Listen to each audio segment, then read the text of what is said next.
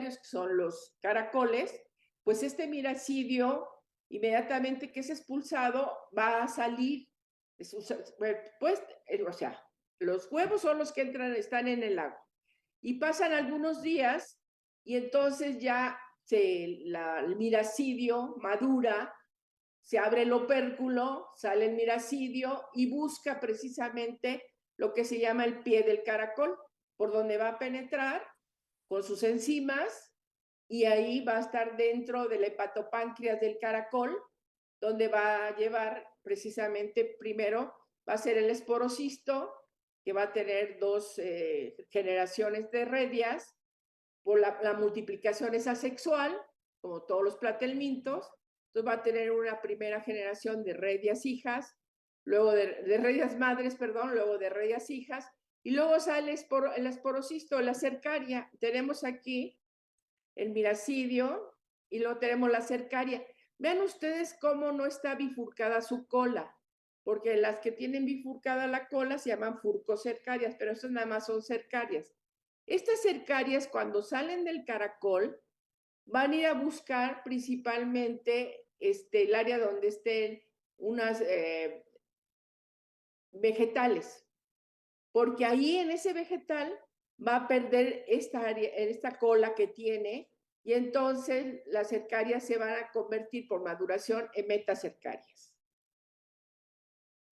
Entonces, la forma infectante es la metacercaria, casi siempre va a estar pues, en los berros, en el perejil, principalmente para nosotros, para que en esa forma nos infectemos, o también, por ejemplo, para el ganado, ¿no? Para el ganado, pues va a estar tanto en el agua, puede estar la metacercaria, como en el pasto que comen las vacas, y con eso se llegan a infectar. Las formas patógenas, ya que está dentro del organismo, esta metacercaria llega como todo, llega al estómago, llega después al intestino, y entonces del intestino va a tener una batería ¿cómo se llama? De enzimas tales que va a atravesar directamente. No va a meterse a la circulación, no, nada de eso. Atraviesa directamente desde el intestino delgado hasta que llega al hígado, y el hígado va a atravesar todo lo va atravesando hasta que llega a los conductos biliares. Entonces, mientras va atravesando, pues es la forma de dolor cercaria y por supuesto nos va a dar patología, porque va a estar migrando el parásito y va produciendo problemas de hemorragia, etcétera. Ahorita vamos a ver. Y ya cuando está en los conductos biliares, que crece, que madura hasta adulto, pues ahí vamos a tener otra patología. Su hábitat más importante, hasta ahorita el único, es el hígado. Entonces aquí vemos, por ejemplo, a un veterinario. Nosotros trabajamos en la cuenca, no, sí, bueno, del estado de Hidalgo, en Tulancingo, precisamente porque este veterinario era de ahí y nos vino a proponer, lo conocimos aquí, por cierto, en Ciudad Universitaria, pero nos vino a proponer hacer un estudio sobre este parásito en esta área, y entonces me lo vino a proponer a mí, pero yo ya estaba para trabajando sobre mi tesis de maestría de Chagas, y entonces la doctora Irene, que les he platicado a ustedes sobre ella, de Zacatecas, ella tomó este tema precisamente para su tesis de la maestría. Entonces, como les decía yo, tanto ella trabajaba conmigo Chagas como yo trabajaba con ella, en este caso fasciolosis. Entonces, esta parasitosis es cosmopolita, es un problema importante sobre todo el ganado vacuno, ovino, caprino, suino, entre otros, pero más que nada en el vacuno. ¿Por qué? Porque va a afectar lo que dice aquí abajo, perdón, pérdida económica del ganado por baja producción de leche y pérdida de peso. Entonces, de las dos situaciones, tanto como productora de leche como la carne, van realmente a tener un problema los ranchos. En una ocasión, nosotros nos pidieron ir a visitar y a ver un rancho porque habían traído ganado muy fino de Canadá, un rancho que estaba en Michoacán. Y fuimos, y efectivamente el 100% de las vacas tenían fasciolosis.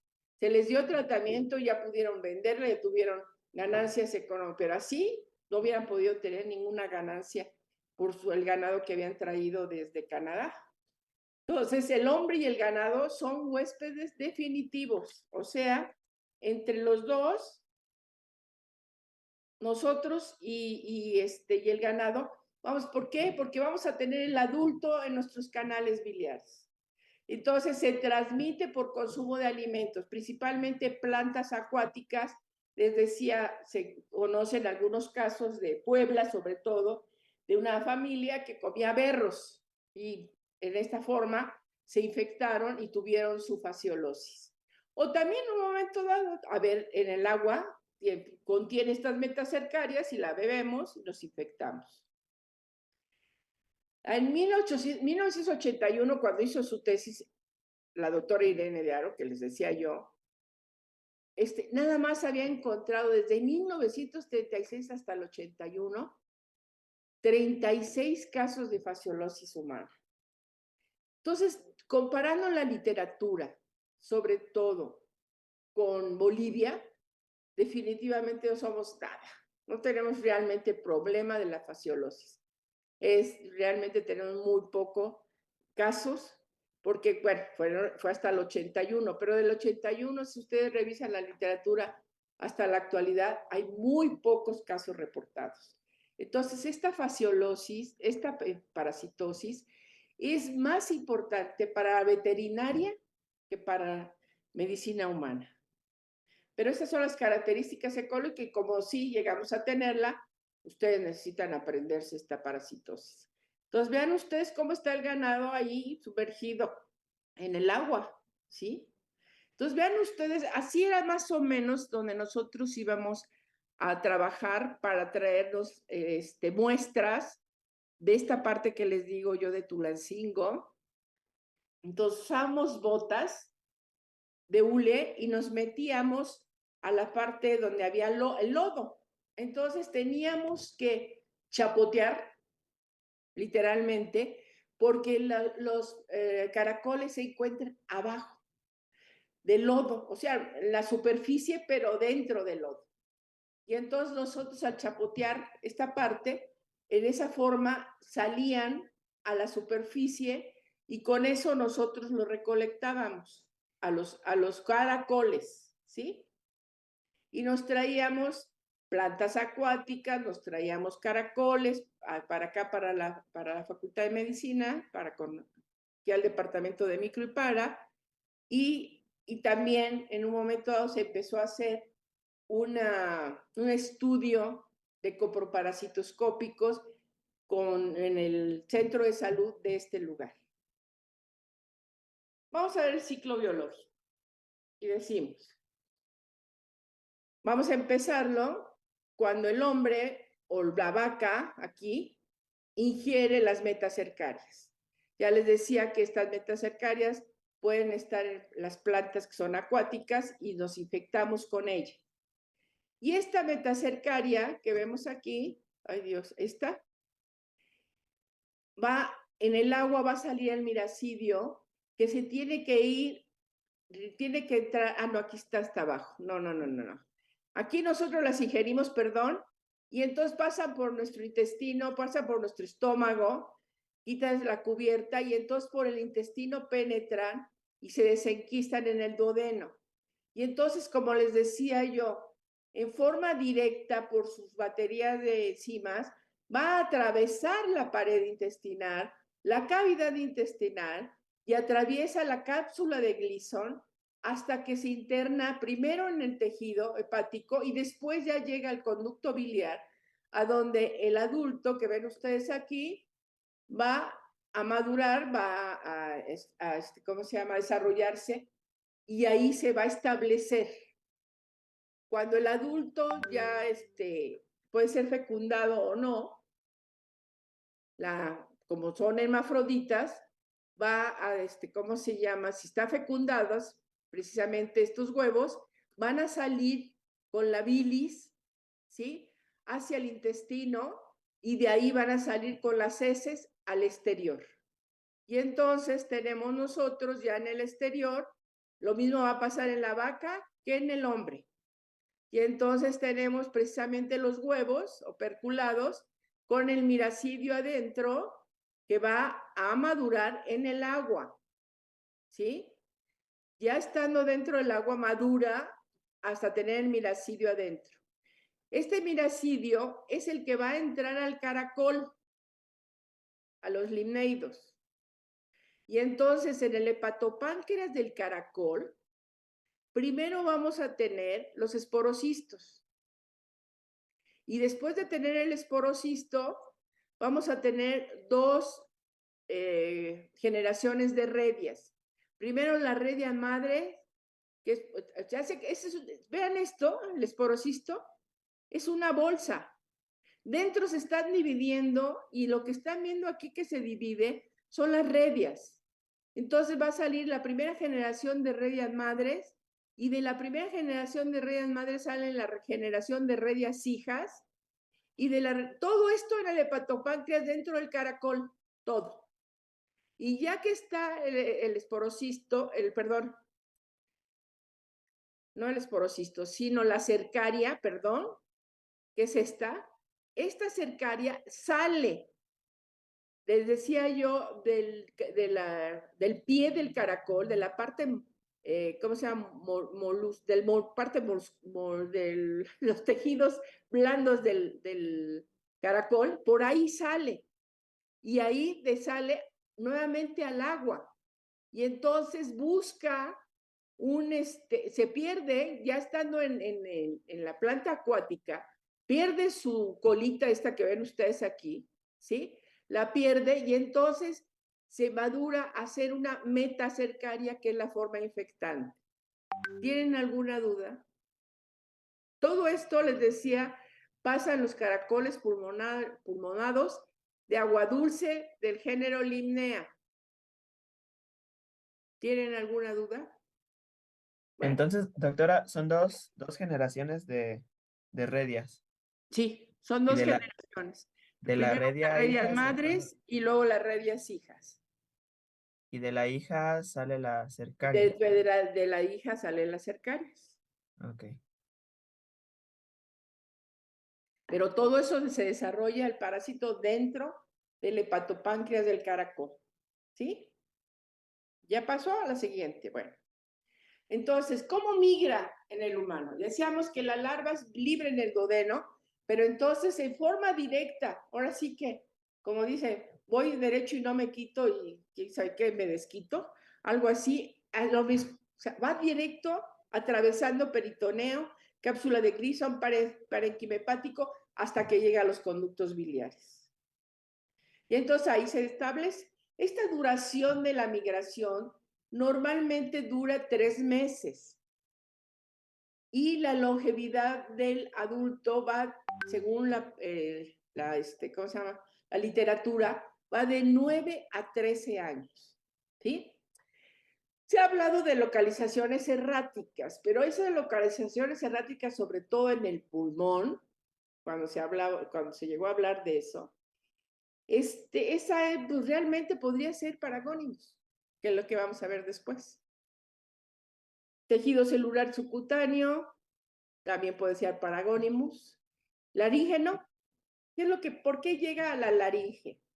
Porque si nosotros ingerimos un hígado, ahora sí que un hígado encebollado, y no se frió bien, y pueden venir fasciolas pequeñas, normalmente pequeñas, en esos conductos biliares del hígado de la vaca, y nosotros las llegamos a ingerir, ha habido casos que esa fasciolita chiquita, pero ya madura, o sea, ya es una fasciola adulta, por decir así, pero pequeña, se va y se pega a la laringe por medio de sus ventosas. Imagínense una cosa de esas, el edema que llega a producir en la laringe, y si no se quita inmediatamente, se cierra la laringe y el individuo se muere. Entonces, ¿qué va a pasar qué tenemos de patogenia y patología? Por lo que les decía, mientras está atravesando la doble cercaria por el tejido hepático, pues vamos a tener un traumatismo tisular que puede llegar a una necrosis. Pero también vamos a tener una inflamación y fibrosis de los conductos biliares, como vean ustedes, aquí vemos un conducto biliar aparentemente normal. Y vean cómo se llega a poner precisamente por esta inflamación y fibrosis por la existencia de la fasciola en estos hígados. Y por supuesto también va a producir una atrofia parenquimatosa, obstrucción biliar, como lo ven ustedes aquí, porque la fasciola, les decía yo, toma los elementos de la bilis y también se ha visto que cuando va atravesando, también a veces se llega a encontrar fasciolas con hemoglobina dentro de su organismo. O sea que en un momento dado también llegan a tomar glóbulos rojos de la hemoglobina. Y entonces nosotros vemos en un momento dado todo este tipo de patología, como lo están viendo ustedes aquí, ¿sí? Sobre todo cuando la fasciola está dentro y toma todos esos elementos, es capaz de la bilis, ¿cómo se llama? De tomarla y hacer los pequeños, como arenillas, como piedritas, por decirlo así. Muchas veces había antes una práctica de parasitología en donde nos traían hígados de vaca, precisamente con fasciola. Entonces ustedes tomaban las pinzas, tomaban un conducto biliar y sentían adentro precisamente el crepitar de la piedrita, de las piedritas que en un momento dado son productos de los desechos de las fasciolas dentro de los conductos que llegan incluso a obstruirlos completamente. Y bueno, la patología en un momento dado se va a traducir en hepatomegalia, precisamente crecimiento del hígado. Y aquí tenemos las cercarias en el parénquima, vean ustedes cuando están atravesando el parénquima hepático. Y aquí ya se ve una realmente dentro del conducto, bueno, ahí no se ve dentro del conducto, ¿verdad? La sacaron y se ve sobre el hígado de bovino.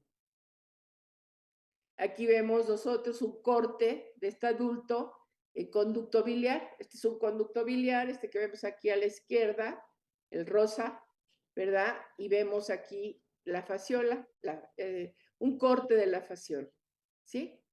Esto que ven ustedes aquí son sus ciegos. Aquí hay es el corte y esta parte corresponde a los ciegos de la fasciola adulta, ¿sí? Y aquí pues vemos otro tipo de corte dentro del conducto biliar. ¿Cuáles van a ser las manifestaciones clínicas? Normalmente es una triada. Y vamos a ver que esta triada es igual que la triada que vemos ay Dios, en amibiasis hepática. Entonces, ¿cuál era la triada de amibiasis hepática? Era fiebre, hepatomegalia y hepatalgia. ¿Se acuerdan de eso? Espero que sí se acuerden. Pues es lo mismo aquí. Fiebre, hepatalgia y hepatomegalia. Y entonces el doctor Biaggi precisamente decía que nos podíamos confundir hace muchos años porque en un momento dado las dos se trataban con clorhidrato de emetina. Entonces, como se trataba con emetina, esta parasitosis, decía que cuántos casos él comentaba eso en ocasiones, que cuántos casos de fasciolosis se habían tratado bien, pero diagnosticado mal. Porque en un momento dado habían dicho que era amibiasis hepática, cuando realmente era una fasciolosis, pero habían sido tratadas igual, porque así se trataban en aquel entonces. Aquí tenemos en la parte clínica, sobre todo, tenemos dos periodos. Una, cuando está atravesando el parásito por todo lo que les estoy comentando que lleva, ya dijimos, 3 meses, entonces tenemos lo que se llama periodo de estado. Entonces, en esta parte, pues vamos a tener la hepatomegalia, podemos tener ictericia pasajera, todo depende de la parasitosis. Acuérdense que para que haya una ictericia tienen que estar involucrados las 3/4 partes del hígado. Si no tenemos las 3/4 partes del hígado involucradas en la patología, pues no hay ictericia.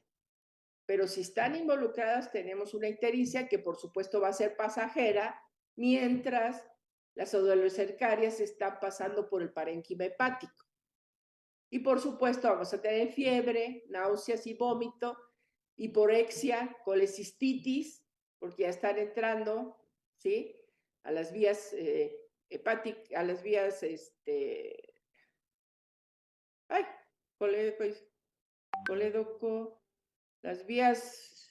las vías hepáticas. Bueno, en este caso ya me entendieron ustedes, espero que sí. Entonces puede haber la colelitiasis que también estoy comentando y puede llegar a una cirrosis, también volvemos a lo mismo. Depende de la cantidad del tejido hepático que está involucrado.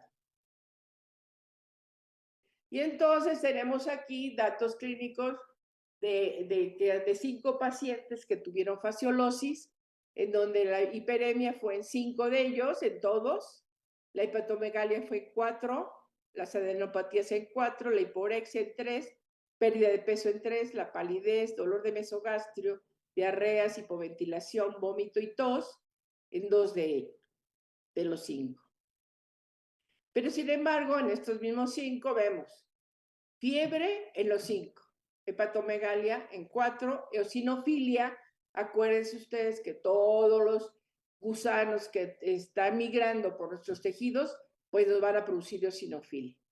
Discrasia sanguínea, 2 de ellos, absceso hepático en 1, tuberculosis pulmonar en 1, o sea, asociados. Otro les pusieron como diagnóstico, perdón, como un diagnóstico presuntivo. Pensaron que se trataba de tuberculosis pulmonar, pensaron que podría ser una hidatidosis, y 2 de ellos nada más sí fueron diagnosticados efectivamente con la fasciolosis. Vean ustedes la hepatomegalia en caso de esta parasitosis y cómo la vamos a diagnosticar. Lo mismo, si tenemos 2 periodos, 2 formas, el periodo de estado, en la fase de estado es cuando ya está el parásito adulto en vías biliares, y el otro, el inicial, es cuando está atravesando. Entonces, cuando está atravesando no podemos ver los huevos, ¿verdad? Pues no hay adultos, no podemos ver los huevos.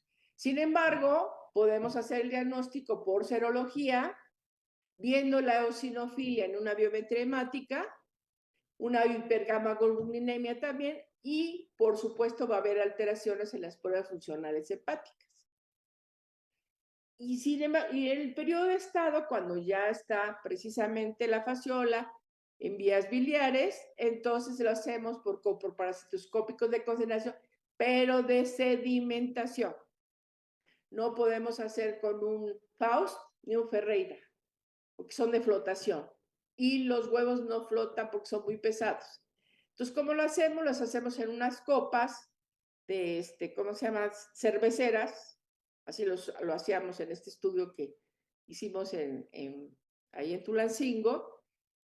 Y en estas copas cerveceras ponemos, por supuesto, la materia fecal, le ponemos el agua, lo hacemos que se sedimente, y luego ya le ponemos una gotita de verde malaquita, y luego tomamos la muestra y la vemos al microscopio y vemos, como ven ustedes, los huevos que les decía yo, y también podemos hacer un estudio de contenido duodenal. Metemos una sonda duodenal y claro, en la sonda duodenal pueden venirse lo que se llaman los flóculos ovígeros. Los flóculos ovígeros, vamos a ver que los huevos están pegados con moco, producto de la bilis, y en un momento dado, perdón, también se me pasaba. Tenemos que saponificar, o sea, metemos jabón, agua jabonosa, precisamente para quitar toda la parte de los lípidos que tienen, y poder nosotros tener, y entonces el producto que son los huevos. Y entonces así vemos los huevos como vemos aquí, y vean ustedes cómo se ven dorados. Y aquí vemos, bueno, es un huevo operculado que ya lo habíamos visto. ¿Cómo vamos a tratarlos? Lo vamos a tratar precisamente ya actualmente. Les decía yo, antes se trataba con la emetina y ahora ya utilizamos el praziquantel, el vitionol o triclavendazol. Entonces, ¿cómo lo vamos a prevenir? No comiendo plantas acuáticas crudas, los berros, o si no, lavarlos bien. Fíjense que es muy importante. Esta metacercaria puede ser visible al ojo. ¿Cómo la vamos a ver en estos berros o en perejil o cilantro? Pues se ve como un puntito negro. Y alrededor de él, por sus enzimas, la cercaria, le quita todo ¿cómo se llama? La clorofila, por decir así, que está yendo el vegetal, y se ve un halo alrededor del punto negro, se ve un halo blanco. Yo ya lo he visto, por eso se lo estoy diciendo. Y entonces lo que hay que hacer, no sirve para acá ningún producto para poderlo quitar. Lo que hay que hacer es quitarlo en forma manual si lo quieren hacer. Entonces quitan el punto negro y con eso están quitando ustedes la metacercaria. ¿Sí? Y por supuesto evitar la ingestión de agua que pueda estar contaminada con las metacercarias. ¿Dudas?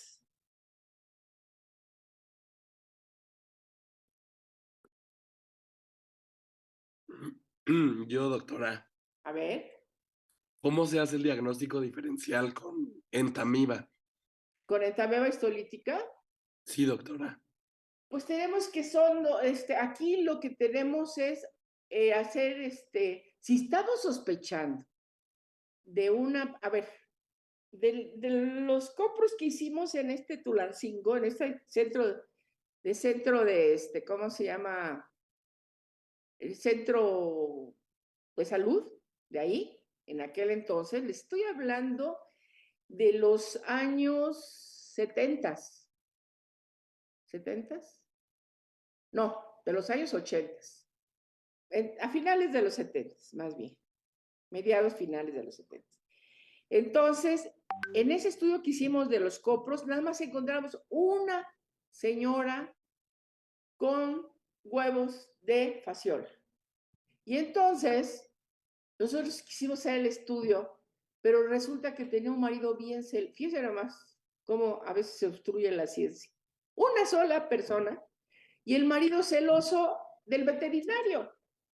Y entonces no dejó que la señora, ¿cómo se llama? Que la pudiéramos seguir estudiando. Entonces, bueno, ahí se acabó nada más el saber que había una sola persona no sé si fueron 100 gente que se estudió, o sea, no se fue, si fue 1 o 2 años que estuvimos estudiando ahí en Tulancingo y nada más una sola señora aquí. Entonces, si nosotros,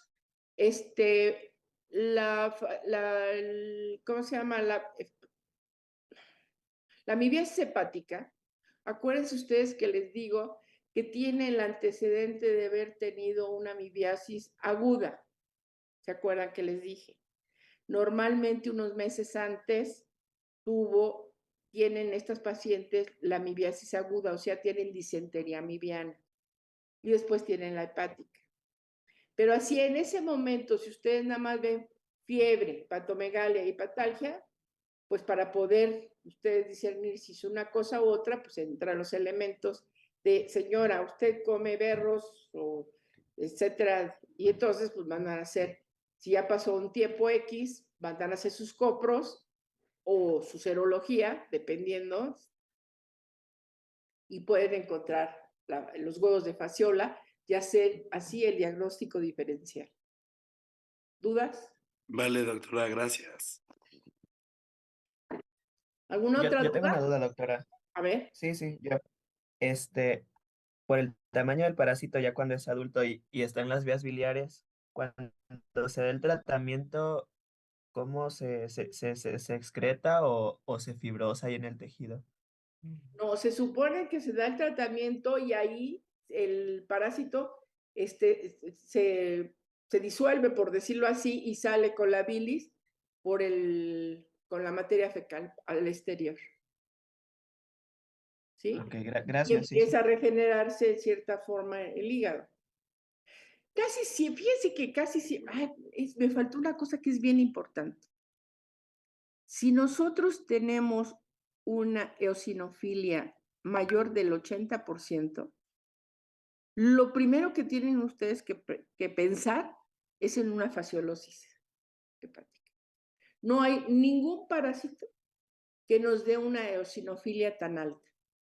Entonces, ante un caso, y casi siempre el problema a veces entra a cirugía, porque piensan que se trata de un problema, a veces piensan porque es un dolor muy fuerte, y a veces tratan de hacer la parotomía exploradora. Hay casos reportados de la parotomía exploradora donde lo que encuentran es fasciolas en el hígado. ¿Sí? Entonces, sí, ha habido casos, pero lo que les comento no es muy frecuente, definitivamente. ¿Sí? ¿Alguna otra duda?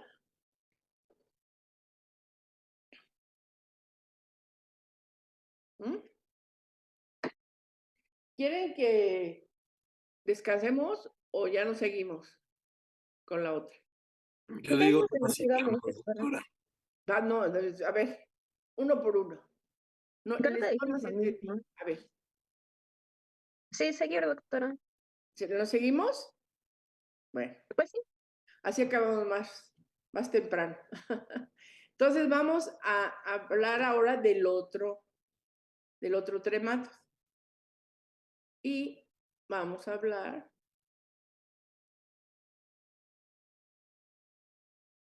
ahora. No, ¿por qué? Es que puse otra vez fasciolosis. Según yo, esta estaba bien. A ver. Ay, no, es que es esta. Y es que se había quedado la otra, ya me estaba yo,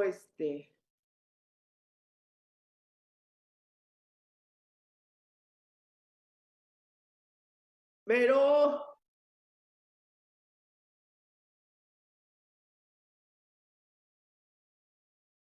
yo tengo aquí paragonimiasis y puse compartir y no se me abre.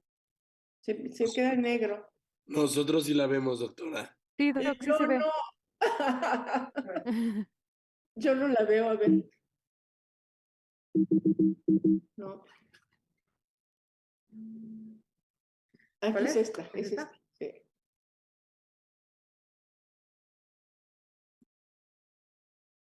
Ahí está, ahora sí.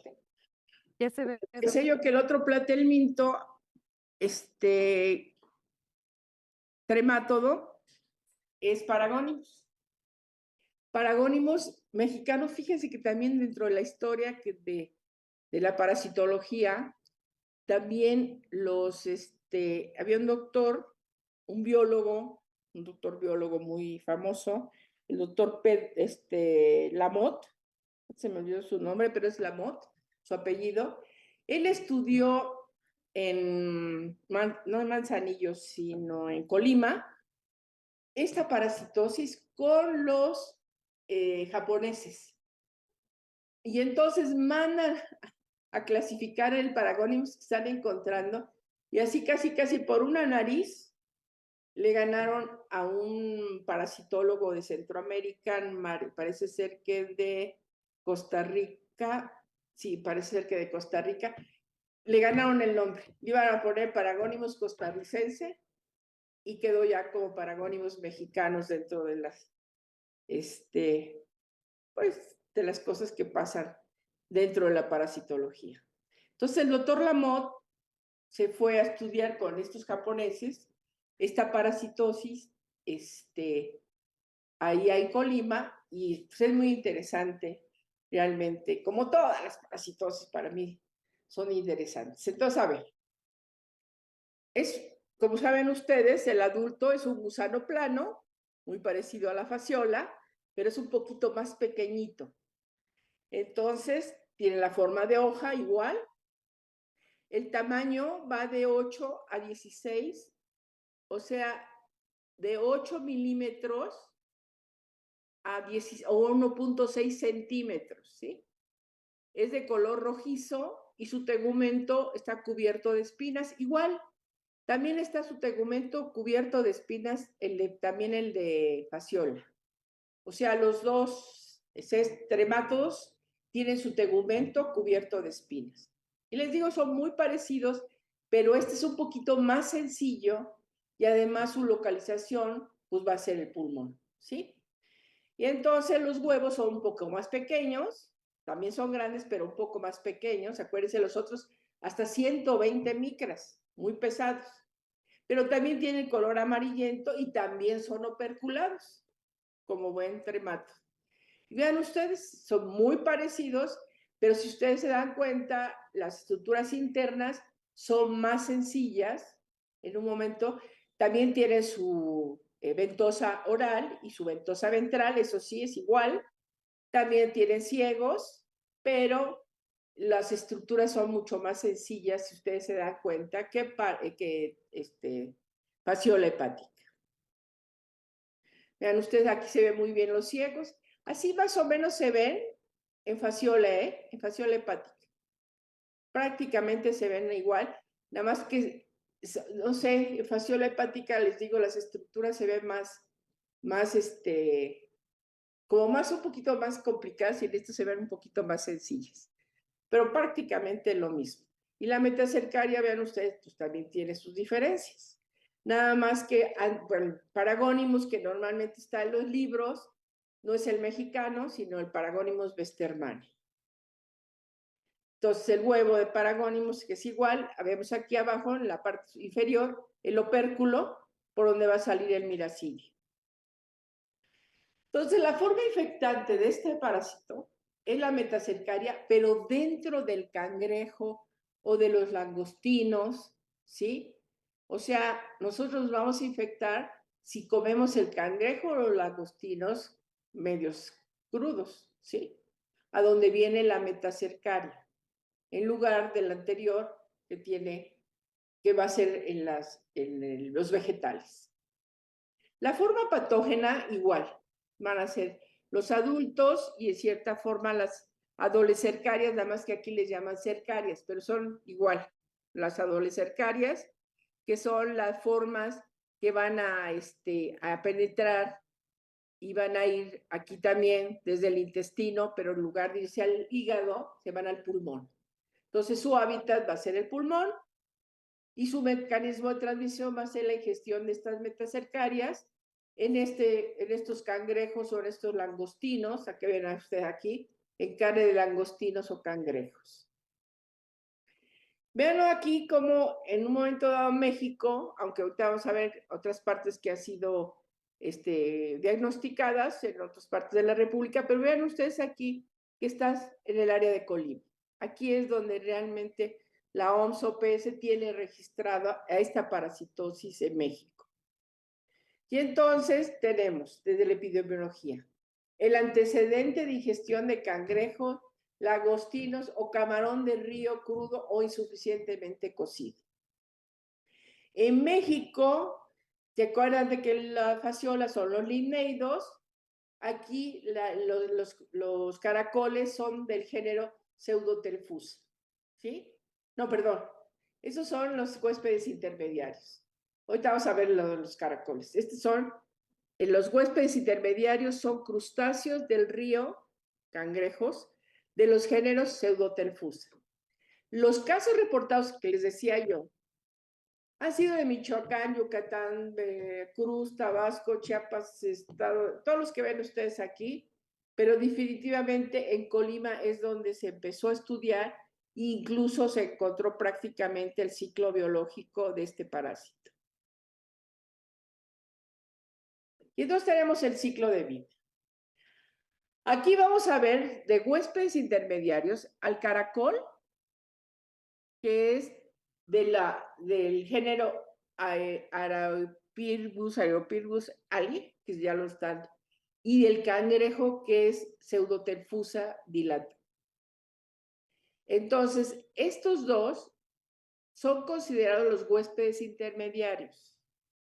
Y los huéspedes definitivos van a ser animales silvestres que han encontrado algunos y el hombre.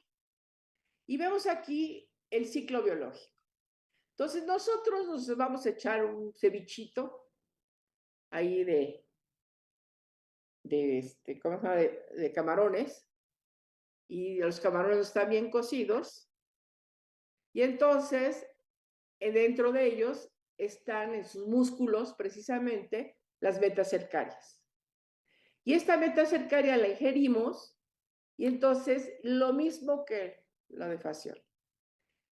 Sale precisamente lo que va a ser la doble cercaria y entonces se mete y penetra la pared intestinal. Primero se desenquista en el estómago, ¿no? Luego va a penetrar por la pared intestinal, va a atravesar la pared intestinal, la cavidad abdominal, pasa al diafragma y llega a la cavidad pleural, que también la atraviesa y se va precisamente a depositar en el tejido pulmonar, ¿sí?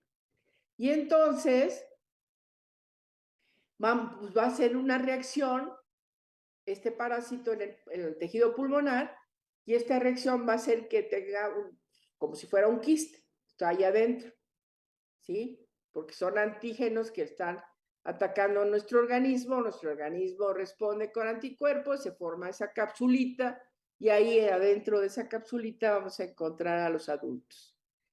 Estos adultos van a depositar sus huevos precisamente que van a salir o pretenden salir por el esputo y son tragados con el esputo nuevamente y pueden salir por las heces o pueden salir también por la expectoración. En un momento dado viene el desgarre de secreciones producidas incluso por el mismo parásito de moco, en donde vienen estos huevos y la expectoración puede salir y llegar al agua, a donde vamos a tener que de estos huevos van a salir después el miracidio. Bueno, en esta agua, ya sea por el esputo o por las heces, ¿sí? Si son diglutidos, como dice aquí, llega el agua. Entonces en el agua se desarrolla el embrión, o sea, el miracidio. Y entonces también es un huevo perculado, se abre el opérculo del huevo y sale el miracidio que va a penetrar al caracol. Entonces, en estos caracoles vamos a tener primero el esporocisto, igual que el fasciole. Y del esporocisto nada más se habla de una sola generación de redias. Aquí no nos hablan, al menos la literatura de redias madres y redias hijas, sino nos habla de una sola generación de redias. Y estas redias, también, pero este ciclo también se lleva en el hepatopáncreas de este caracol. Y entonces de estas redias va a salir la cercaria, pero esta cercaria va a entrar al crustáceo. En este caso, los langostinos, los camarones, los cangrejos, ese va a ser el segundo huésped. O sea, primero tenemos como primer huésped al caracol y luego tenemos como segundo huésped intermediario al cangrejo o, ¿cómo se llama? O langostino, cualquiera de ellos, y nosotros no los comemos y así cerramos el ciclo biológico. ¿Preguntas? ¿No? Entonces vamos a ver qué va a pasar. A ver. ¿No hay? ¿Estuvo clarito? Bueno, entonces vamos a ver qué va a pasar con este parásito. Doctora, Alexis puso Bueno, pregunto que qué tan común es. Esto en estas áreas sí es mucho más común que la fasciola, ¿eh? Pero tampoco, yo creo que las tenemos a las dos. No, yo creo que fasciola sí es un hecho, por lo que vimos nosotros en Tulancingo, un caso nada más de todos los que estudiamos, en los 2 años que estuvimos haciendo la tesis de la doctora, contra las personas que han estudiado aquí. Lo que pasa, a ver, lo que pasa en nosotros con los médicos es el hecho de que todos los que estudian esto, los estudiosos son biólogos principalmente. Entonces, a los biólogos los que les interesa es la biología, ¿sí? Aunque son parasitólogos, pero son biólogos. Miren, no sé si les platiqué ahora sí que de la desilusión que me llevé el año pasado, cuando me invitan a dar una plática en Mérida, pasando otro punto y aparte, pero lo estoy haciendo porque es lo que les estoy comentando ahorita, la importancia en un momento dado de que los médicos no trabajamos, pocos médicos trabajan la parasitología como tal, ¿sí? Entonces, ¿qué pasó cuando me invitan? Me invitan a dar la plática y yo jamás había dado la clase en donde por qué se producía la fiebre, por qué se producía la adenitis, por qué se producía el signo de Romaña, por qué había pruritus, etc. Jamás lo había visto desde este punto, qué era lo que hacía que se produjera estos síntomas. Y entonces yo me entusiasmé toda y vamos a Mérida. Por primera vez pongo en esa presentación todo esto. Además, también todo lo de qué pasa en el corazón, la microcirculación y todo eso, tampoco nunca lo había yo puesto desde ese punto de vista, ¿no? De cómo se los di a ustedes. Y entonces voy a Mérida y empiezo a dar mi plática. Y normalmente cuando doy unas pláticas sobre triatóminos y sobre esas cosas, pues siempre hay preguntas, siempre. Y ahora acabo de dar mi clase porque prácticamente di la clase de Chagas. Y no hubo prácticamente respuesta. Y yo estaba muy desilusionada porque dije, ahora sí me los voy a apantallar con todo lo que les voy a decir de la clínica. Pues no. Y no ya después de haber dicho en qué consiste mi fracaso, pues mi fracaso es muy simple. El 99.9% de la asistencia eran biólogos o químicos. Pues claro, ¿qué les importa en un momento dado la clínica de la enfermedad? Y entonces eso es lo que pasa. En esto vienen eminencias de ¿cómo se llama? De Japón, pero también son biólogos. No es porque le esté echando a la biología, ¿eh? Porque todas las Bere y todos los que están trabajando conmigo son biólogos. No les estoy echando a la biología. Lo que sí es la problemática es, este grupo estudió el ciclo biológico, nos dio todas las... pero yo que sepa, nunca nos dio la parte clínica. Entonces, ese es el problema que tenemos muchas veces. Y somos pocos parasitólogos médicos, ¿sí? La mayoría de los parasitólogos les vuelvo a insistir, o son químicos o son biólogos. Y por ejemplo, en Chagas, pues los transmisores de los triatóminos en México son de lo más estudiado en nuestro país. Y también tenemos el mismo problema con los veterinarios. Prácticamente pocos veterinarios trabajan realmente en la parte veterinaria. Pero sí, bueno, fasciolosis sí. Fasciolosis tuvimos al doctor Echevarría y muchos de ellos trabajan padrísimo. Pero vuelvo a insistir lo mismo. en animales, no en humanos. Y entonces ahí tenemos el grave problema.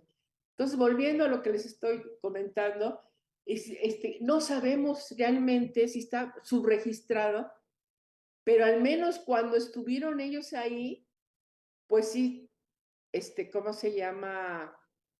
Estudiaron todo esto, pero yo que sepa no estudiaron en casos humanos, ¿sí? Los casos humanos, o al menos el que yo me sé, es uno que estuvo aquí, ahorita les comento, uno que estuvo aquí en el departamento de micro y para haciendo su tesis de licenciatura hace muchísimos años. Bueno, vamos a seguir con esto. No sé, la verdad, si es frecuente o no es frecuente, pero ya vieron ustedes todos los casos reportados, ¿sí? Al menos, sí, volvemos aquí al anterior. ¿A dónde está? ¿Dónde están los casos reportados en México? Ahí está. Han sido casos reportados en todos estos estados. Así es que la verdad, aunque sea uno de cada uno, no sé cuántos sean, la verdad, ¿cómo se llama? Pues se ha reportado en muchas partes de la República Mexicana. Vuelvo a insistir, a diferencia de fasciolosis. No sé si con esto te conteste tu pregunta, perdón, Alexis. Sí, doctora, gracias. Entonces vamos a seguir. Cuando entra este parásito a través del parénquima pulmonar, pues va a producir un traumatismo por su migración a través del parénquima. Por supuesto, va a producir hemorragias focales. Imagínense las micras que mide este parásito precisamente cuando está como adolescerias. Mide 400, 600 micras y cómo va atravesando. Y a veces no entra uno solo. A veces a lo mejor sí, pero a veces no entra un solo parásito. El infiltrado leucocitario es transitorio, por lo mismo, porque mientras migra, pues está con el infiltrado leucocitario. Ya cuando se establece, pues baja este infiltrado. La fibrosis alrededor del parásito, eso es un hecho porque precisamente es una reacción que hace nuestro organismo. Acuérdense que el organismo trata de defenderse de nosotros primero y luego nosotros, por supuesto, reaccionamos ante él. Entonces, eso hace que se produzca esta fibrosis alrededor de él. Y aquí lo vemos. Vean ustedes qué bonito está este. A ver, aquí está. ¿Ya lo vieron? Está bonito, ¿no? Y también miren. ¿Sí? La fibrosis, vean ustedes cómo se encuentra en el pulmón. Son varios. Este es de un perro. Y es un corte del pulmón donde encontraron paparragónicos.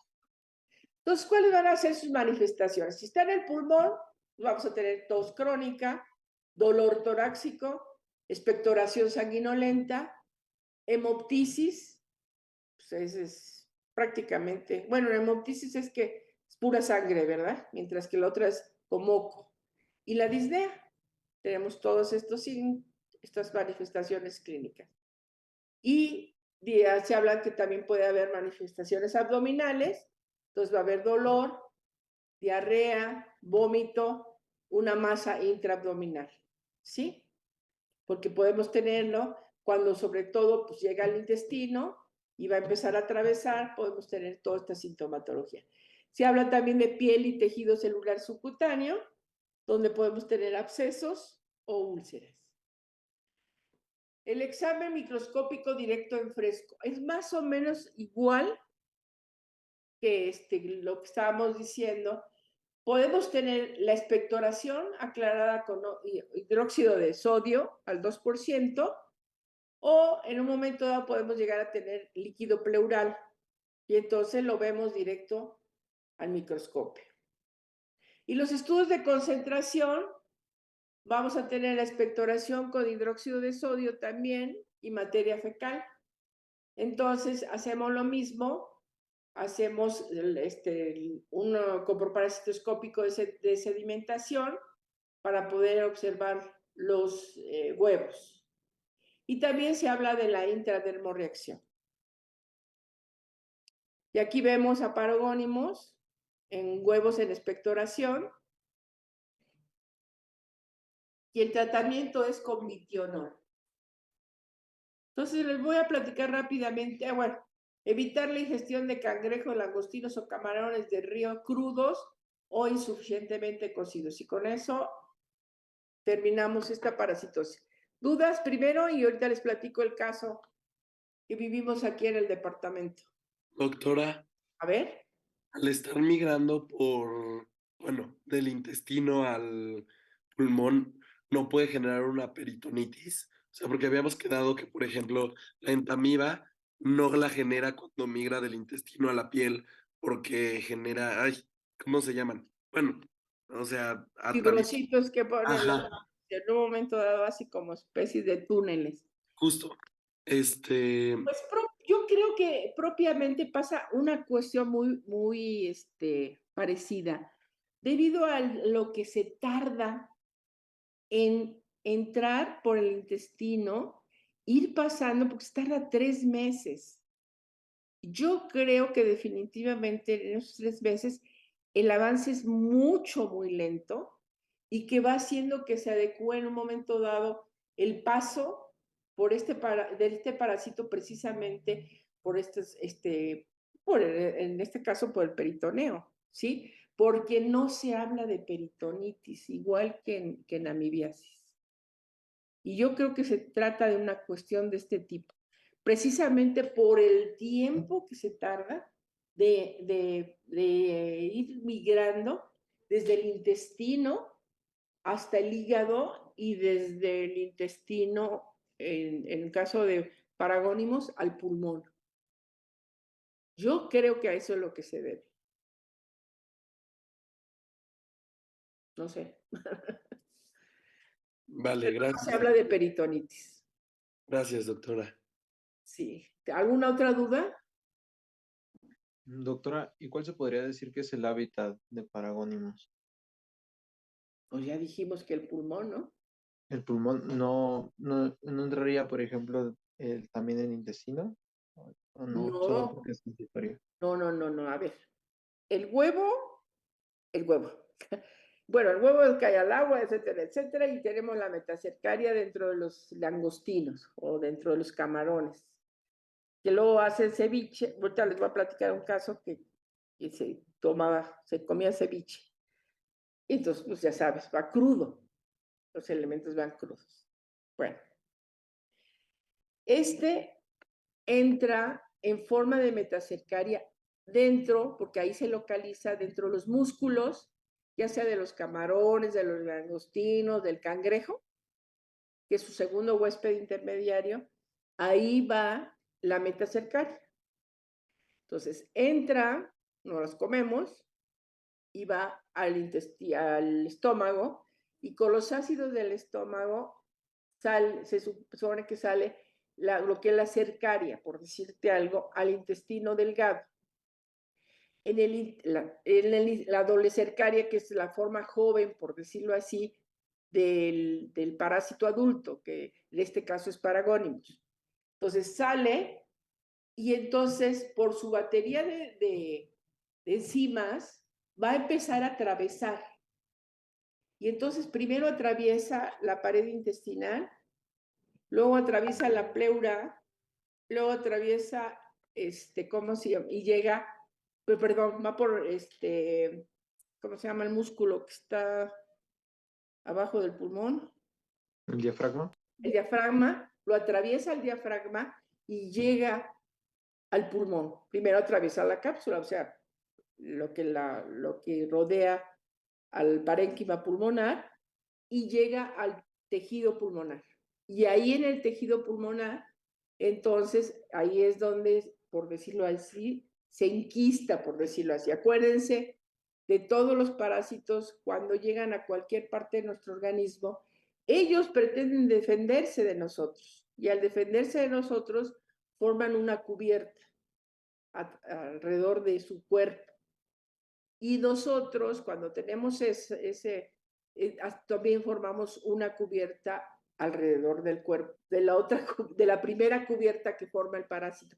Primero el parásito es el que se defiende de nosotros y luego nosotros nos defendemos de ese cuerpo extraño que está dentro de nuestro parásito y entonces esa es la forma como llegamos a enquistar al parásito y producir una fibrosis alrededor de él.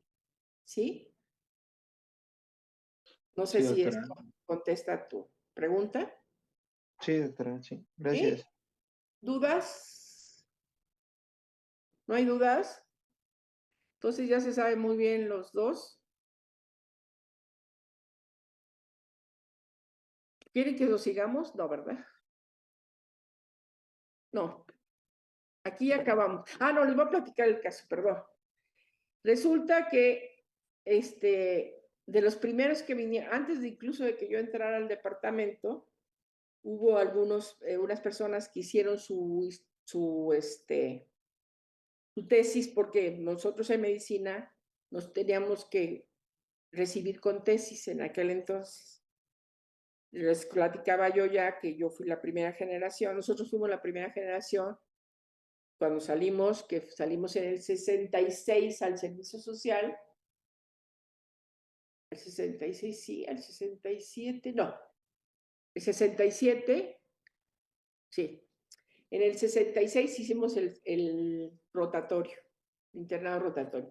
En el 67 salimos al servicio social y en el 67 precisamente a nosotros nos dijeron pueden recibirse con el informe del servicio social. Y muchos de nosotros nos recibimos así. Entonces no hubo necesidad de que terminara. Ya les había platicado que se les había dado, que le di mi tesis a un compañero. Bueno, antes de que yo entrara a hacer esta tesis, hubo algunas personas, porque aquí en la Facultad de Medicina la abren en el 57, es cuando entran aquí a la Facultad de Medicina. Y yo entro en el 61 a primero de medicina. Entonces, en esos tiempos, entre el 60 y 61 más o menos, se hicieron muchas tesis sobre parasitología. Y estuvieron gente que trabajaba sobre esto. Bueno, pues uno de ellos se fue a trabajar a Colima. Entonces tenía sus cuates y se echaba su partidito de fútbol los sábados. Y después de eso, pues iban a echar la cervecita, la clásica. Y entonces cuando se echaba la cervecita, comían, por supuesto, los famosos ceviches. El caso es que este doctor empezó con un problema pulmonar y entonces lo empezaron a tratar de diagnosticar y no le daba allá en Colima. Y resulta que de repente él, como había estado aquí, se comunicó con los doctores de aquí y les comentó, oigan, ¿no será que tengo una paragorimiasis? Ay, ¿cómo crees que saqué, no? Y él trabajaba para el Seguro Social, por cierto. Y entonces se deja venir a la Ciudad de México, le empiezan a hacer sus estudios aquí en México y por supuesto tenía una paragorimiasis. Pero él se la diagnostica porque había estado anteriormente en un departamento de parasitología y porque había visto, por supuesto, los parásitos y sabía que existía este tipo de parásito. Entonces, para que vean ustedes cómo en un momento dado pues se puede llegar a un diagnóstico en esta forma, pero ¿cuántos no?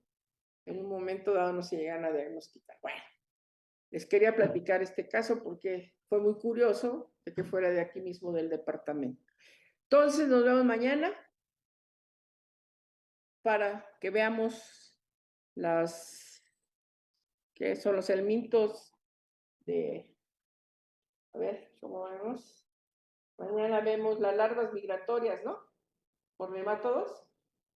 Sí, doctora. Y si nos da tiempo, empezamos a ver triquinelosis. Y a lo mejor en la tercera semana, la semana que entra, Si nos da tiempo, vemos triquinelosis y a lo mejor nada más tenemos una, bueno, vemos eso. Porque probablemente sí la podamos ver mañana, como son 2 horas. Vemos las larvas migratorias y triquinelosis. ¿Sale? Vale, doctora. ¿Sí? Una duda, doctora.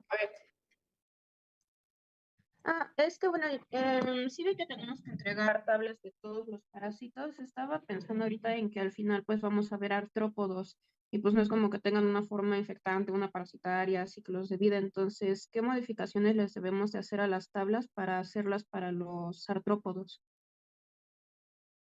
cuando yo les dé los artrópodos, ahí se van a dar cuenta cómo van a hacer un resumencito de las cosas más importantes. ¿Sale? Sí, son diferentes. Es totalmente diferente, por supuesto. ¿Sí? Ok. Sí, perfecto, doctora, gracias. Vale. ¿Dudas? Bueno. Entonces, nada más entraron 17 de los 30 y tantos. Estuvieron Estuve entrando y pasando saliendo, lista. doctora. Sí, ¿Sí? estuve pasando lista. Ajá. ¿Cuántos entraron, perdón? Máximo 21, o sea, ya incluida usted y yo, o sea, 19. Bueno, 19 nada más. muy bien. Entonces nos vemos mañana. ¿Sale? Sí, Gracias. Gracias, Hasta doctora. luego, doctora. Gracias. Nos vemos, doctora. Gracias, doctora.